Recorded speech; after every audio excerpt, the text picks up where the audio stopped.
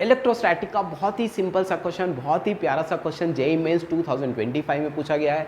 Similar question आपको board exams में भी मिल जाएंगे। तो क्वेश्चन को पहले ध्यान से पढ़िए, समझिए, फिर सॉल्यूशन को देखिएगा।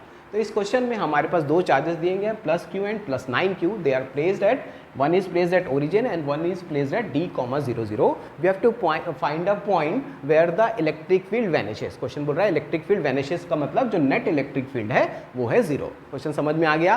तो इस क्वेश्चन को सॉल्व करने के लिए सिर्फ एक सिंपल सा इलेक्ट्रिक फील्ड का फॉर्मूला आपको याद रखना पड़ेगा। Electric field strength due to a point charge is given by E is equal to kq/r²। सिर्फ इतना सा फॉर्मूला पता होना चाहिए और इलेक्ट्रिक फील्ड के डायरेक्शन आपको पता होने चाहिए। तो अब हम इस ड्राइंग को फिर से रीड्रॉ अगर मैं कर रहा हूँ यहाँ पे, तो देखिए यहाँ पे मैं मान रहा हूँ कि पॉइंट P पे जो है नेट इलेक्ट्रिक फील्ड 0 है। Let this point P is at a distance x from +q। ठीक है, तो अब टोटल डिस्टेंस कितना है d है, तो अगर ये x है तो ये कितना हो जाएगा d minus x.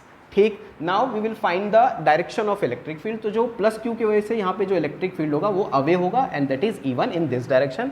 Similarly +9q की वजह से जो p पे इलेक्ट्रिक फील्ड होगा that will be in this direction E2।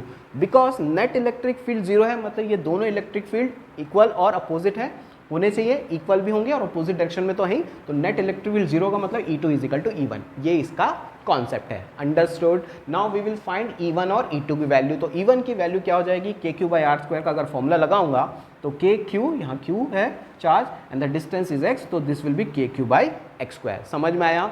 E2 की वैल्यू क्या होगी, E2 की वैल्यू अगेन दिस फॉर्मूले से q यहाँ पे 9q और जो डिस्टेंस है that is d minus x, तो ये d माइनस एक्स का होल स्क्वायर। ठीक है यहाँ तक। अब नेट इलेक्ट्रिक फील्ड 0 का मतलब अगेन पहले हमने बता दिया E1 और E2 बराबर होना चाहिए, therefore E1 is equal to E2 हम इक्वेट करेंगे। E1 E2 की वैल्यू हमारे पास है, हम इसको यहाँ रख देते हैं। नाउ यू कैन सी कि k कैंसिल हो जा रहा है, यहाँ पे क्या हो जाएगा q भी कैंसिल हो जाएगा। जो यहाँ बचा है इसमें हम लोग करते हैं स्क्वायर रूट, दोनों साइड में स्क्वायर रूट निकाल देते हैं। तो this will become 1/x is equal to 9 का स्क्वायर 3 और यहाँ पे इसका स्क्वायर रूट हो जाएगा, स्क्वायर रूट जो हो जाएगा d माइनस एक्स। तो 1/x is equal to 3/d minus x. Now cross multiply करके अगर हम सॉल्व करेंगे तो you get d is equal to 4x या x is equal to d/4। तो फाइनल जो आंसर हो जाएगा दैट विल बी, अगर कोऑर्डिनेट के फॉर्म में या ऑप्शंस देखेंगे तो ये हो जाएगा d/4, 0, 0। आया समझ में। बहुत ही सिंपल सा क्वेश्चन, बोर्ड एग्जाम्स के लिए भी इक्वली इंपॉर्टेंट है। प्रिपेयर करिए और इस टाइप के क्वेश्चन को जरूर